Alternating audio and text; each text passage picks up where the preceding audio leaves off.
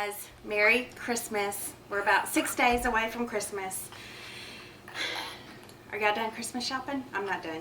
I've got to get out this week and go do a lot more stuff. Anyways, I thought today we would do a sit-down Q&A session. I kind of have a lot of questions on the past 2 or 3 of our vlogs that we uploaded. So I thought this would be a great time for me to answer those questions that I'm seeing a few times over and over, as well as fold a mountain of laundry that I have sitting right here. And we're going to see if I can actually answer the questions precisely, informatively, and fold laundry at the same time. We'll see. I don't know. But anyways, that's what we're going to do. So let's just cut to it. I've got a bunch of questions here that have been asked on YouTube and on Instagram. So I thought we would just tackle some of those questions. Let's go. Also, before we get started, let me tell you that Mika and Isabel are sitting right behind the camera. Mika's watching a movie with no sound, and Isabel, she just makes a lot of noises. So if you hear things, I've got 2 little girls sitting right behind you. Okay, so the first one is not really a question. It's more of a comment that someone left on my previous vlog where I talk about Isabel's regression and just what that looks like and how we deal and how we cope with it. So the commenter said, you should get her training to sign language for the deaf and blind. She may need more stimulation! Exclamation point. I get what she's saying, but it really struck a nerve for me because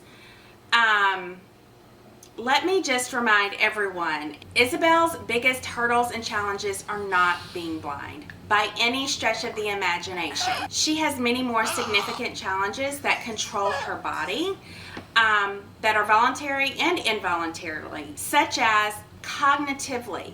Cognitively, she may never be capable of attending a blind school, of learning any type of sign language or anything like that. Now, that isn't me being a pessimist by any stretch of the imagination, and that isn't me putting limitations on my child. It is literally just me being a realist and knowing what we're working with within Izzy. And what is evident day in and day out is that cognitively, Isabel is not your average kiddo.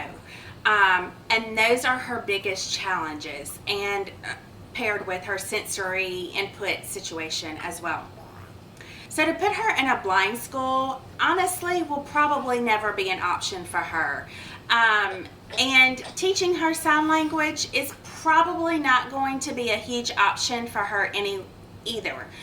Not because she's blind, but because cognitively she is impaired. She's got a lot of challenges mentally that will not allow her to do X, Y, and Z.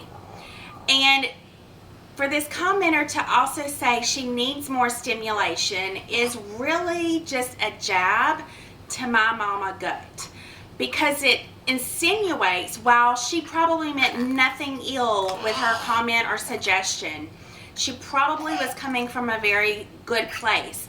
But to me, saying that my child needs more stimulation is insinuating that we're not doing enough for her. And if you've been around here for any length of time and have seen where Izzy started from and where she is now, I think the evidence highly disagrees with that statement. She has come so far. So while I understand her suggestion may have been well-meaning, see, I can't even fold and talk about these heavy topics. I just need to remind people that parents, whether you're parenting your biological kids, you're parenting special needs kids, you're parenting kids that you have adopted and have come into your home from hard places, we don't need your advice. And we don't need your suggestions, as good meaning as they are, because here's what you don't know, is parenting is hard. Again, doesn't matter whether you're bio kids or adopted kids, your average typical child or special needs. It is hard, and you are always left wondering, am I doing enough? Am I doing enough? So while I may not verbally tell y'all I'm really struggling. I don't know if I'm doing enough for her. I feel like I need to be doing more. And all these doubts run through my head. I may not verbally tell you that. I certainly don't need anyone saying, hey, you need to do this, or maybe she needs this, or maybe she needs that. I would just refrain you from giving advice to parents, especially to parents of special needs kids, because 9 times out of 10, and I would probably even say 12 times out of 10, we have already thought about what you're suggesting. And to insinuate and to ask and to leave comments leading people to think that maybe that parent hasn't thought of those things is just, it's almost a little insulting, to say the least. So yeah. Why don't you adopt here in America? There's plenty of children here that need a home, and there's plenty of orphans here too. Now, we get that question all the time, and I guess it's a warranted question. I guess it's, I can understand why people would think that. But the more I hear it and the more I'm asked, again, the more perturbed I get. And I'm not a sensitive person, and I don't carry my feelings on my shoulders. But I don't know. I think because I wonder if people understand how idiotic that question is. I mean, I don't care if you're coming from a good place or not. It's very offensive to me, and it's very offensive to the orphans who have no family. Because what that question implies, whether you realize it or not, is that children in America are of more value than children in other countries. And that's just not. The Lord created each and every single one of those tiny little precious human beings, and because of circumstances outside of their control, they have been left without a family. And unless you are a family who is in the midst of aiding in the orphan crisis, taking in orphans, please don't question those of us who are doing it. Because 9 times out of 10, people who ask us those questions, they've never done a darn thing for the orphan crisis, ever. And so I'm like, what does it matter to you if our children that we choose are from America or from another country? If they are in desperate need of a family, it shouldn't matter their demographics. And if there is a family that is stepping up to say yes to the hardness of adoption, don't question them. It shouldn't matter. All that should come out of your mouth is, that is amazing. I'm so glad you're taking in an orphan. It doesn't matter if they're from your hometown or a country across the world. It just shouldn't matter. So please, please, please quit asking that question. Next question goes back to Izzy. Of course, I wish you would consider sending Izzy to school. They can do wonderful things for her. Like Helen Keller, there is a bright little girl in there waiting for someone to open the door to a whole new world. Again, I guess that's not a question, but it kind of was a question.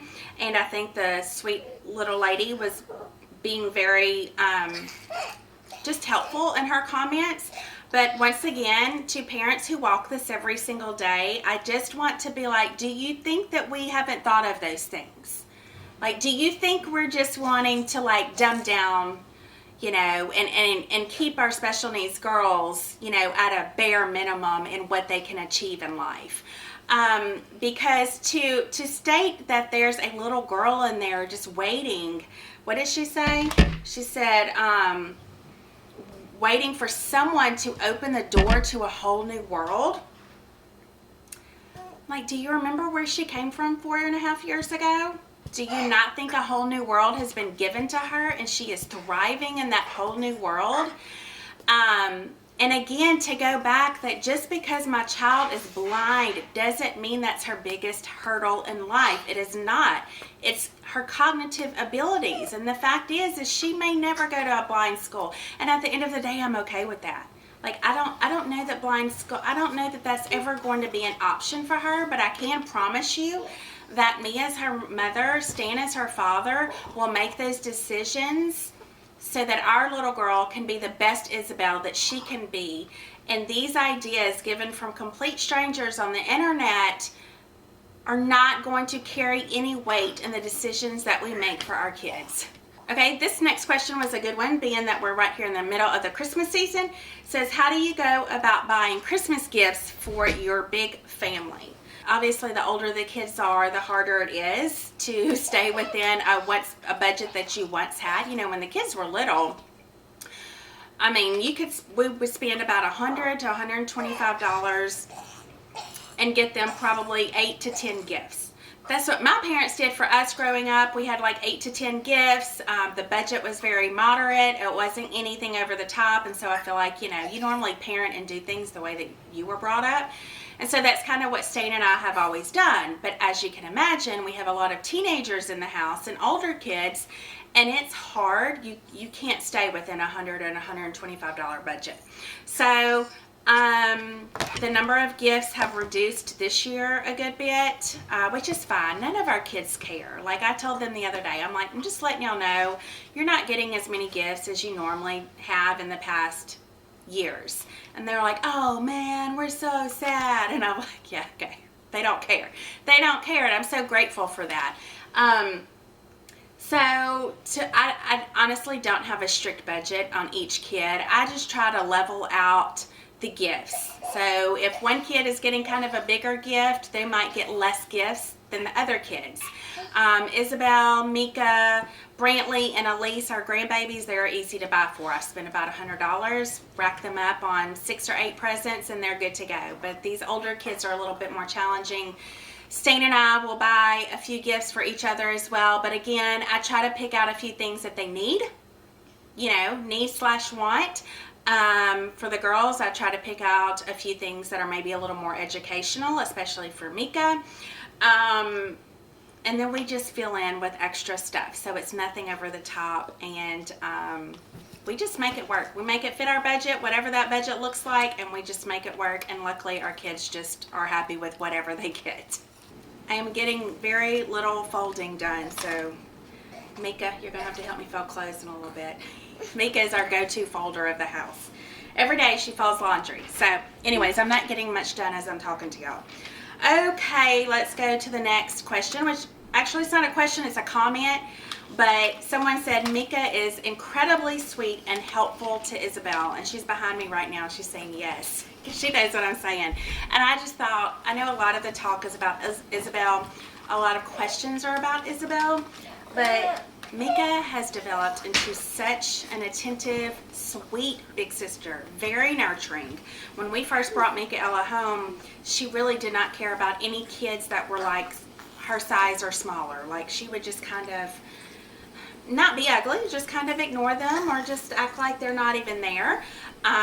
But since our first grandbaby came into the picture a couple of years ago, that really has kind of helped unleash that mothering, nurturing role for Mika. And that has also turned into her being such a good big sister to Isabel. And just anytime she can hear Isabel going, she knows that Isabel wants a bottle, and she'll come tell me, and she'll be like, Isabel's crying, you know. And if Isabel drops her toys out of her hand, Mika's going to go pick them up and give them to her or go get her something. She's back here saying, yeah. But yeah, she has turned into such a good big sister and just sweet as pie. So I just wanted to take a minute and brag on her because I know a lot of the talk is about Isabel. But Mika, you're a big girl, aren't you? Are you a good big sister? Yes. Oh, she's telling me she wants to fold clothes. In a few minutes, okay? Okay. Moving on. Has Emerson found a job? So that's a great question, because a couple vlogs ago I talked about how Emerson was trying to find a job and just having a hard time. And okay, I'm going to try not to get long-winded. I am going to talk quickly about this because I could get long-winded, but maybe in a future vlog I'll get Emerson in here and we'll talk more about it. So Emerson is a people person. She loves to serve people. She has had experience before with like a sit-down desk job, and she hated it. That's just not her personality. She needs to be up and moving. She wants to feel like she's helping someone. She's always had a huge servant's heart, and that's not tooting. I'm not like tooting my child's own horn. It's just how God created her. And so she has taken a very strong liking to photography. So she actually is building a little photography business that has kept her decently busy. Been very, very proud of her. She's very creative, and again, that's putting her on the move to use creativity that she has to meet people. And so long term, she wants to pursue a photography career, absolutely. And long term, she wants to be a stay-at-home mom and be at home with her kids. But for the here and now, we need a job. She did graduate this past May. She has stayed busy with lots of things since then. She's had a lot of photography work. She went out of the country for a couple months, babysitting, dog sitting, house sitting, all kinds of stuff. So she's been busy, but we're kind of to the point, and she's to the point where she wants to find a job. So 2 years ago, she volunteered at a local pregnancy resource help center. It's called Life Choices, and she loved her time there. I think she would go once a week, and she would volunteer, and she just loved it, and they loved it. And so ideally, she's always wanted to go back and work there, but they haven't had a position for her. Well, about a month ago, we were at church, we were having Orphan Sunday, and this pregnancy resource crisis center came to our church to also talk. And I pulled the director aside because we know each other, and I was like, you need to find a position for Emerson at Life Choices. She was like, and I was kind of joking, but kind of like, my girl wants to work there. And she was like, actually, she goes, we have something in motion, and Emerson is the person that we've been thinking about putting her over it. I was like, okay. Wasn't sure if anything was going to pan out. Well, it panned out.